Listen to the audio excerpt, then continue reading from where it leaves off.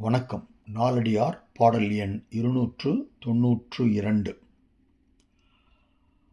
என்பாய் உகினும் இயல்பிலார் பின் சென்று தம்பாடு உரைப்பரோ தம் உடையார். இங்கே தம் உடையாருங்கிறது தான் எழுவாய், அங்கிருந்து ஆரம்பிக்கணும்.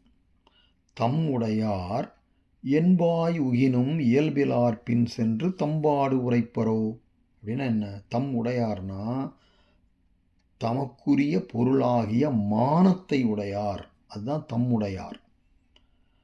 அந்த மானத்தை உடையவர்கள் என்பு ஆய் உகினும் என்றால் எலும்பாகச் சிதைந்து உதிர்வதாயிருந்தாலும், என்பு ஆய் உகினும் இவங்க அப்படியே வறுமையின் காரணமாக எலும்பாகி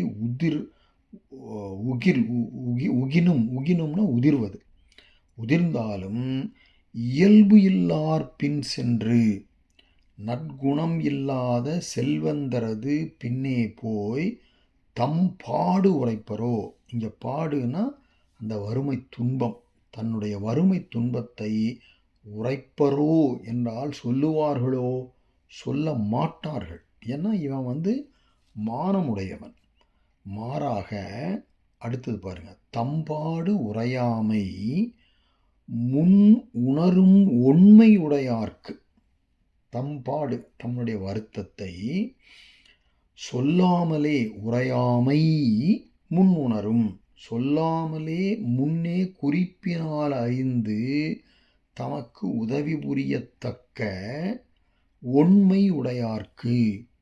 உண்மைனா நல்ல நுண்மையான அறிவு, அதுதான் உண்மை. நுண்ணறிவு உடையவர்களுக்கு இவன் போய் சொல்லலை, ஆனால் அந்த நுண்ணறிவு உடையவன் பார்த்தாலே இவன் ஏதோ வறுமையில் வாடுகிறான் போல் இருக்கிறது, இவனுக்கு ஏதோ துன்பம் இருக்கிறது என்று அவனை கேட்குறான். என்ன ஆச்சு உனக்கு என்று நலம் விசாரிக்கிறான். அதுதான் தம்பாடு உரையாமை முன் உணரும் உண்மை உடையார்க்கு. உரையாரோ தாம் உற்ற நோய், தாம் அடைந்த வருத்தத்தை அவங்கக்கிட்ட கூறாதிருப்பார்களோ? கூறுவார்கள். ஏன்னா அவன் நல்லவன், அவன் ஏதோ உதவி செய்யறதுக்காக கேட்குறான். அப்போ அவங்கிட்ட சொல்வார்கள். இப்போ மானம் உடையவர்களுடைய செயல்பாடு வேறுபாடு, யார்கிட்ட எது எப்போ சொல்லணுமா சொல்லக்கூடாதா என்பது இந்த செய்யுளில் விளக்கி சொல்லப்பட்டுள்ளது. மானம் உடையவர்கள் உடல் மெலிந்து இறந்து ஒழிவதாயிருந்தாலும் நற்குணம் இல்லாத செல்வந்தரிடத்து சென்று தம் வருத்தத்தை கூறமாட்டார்கள்.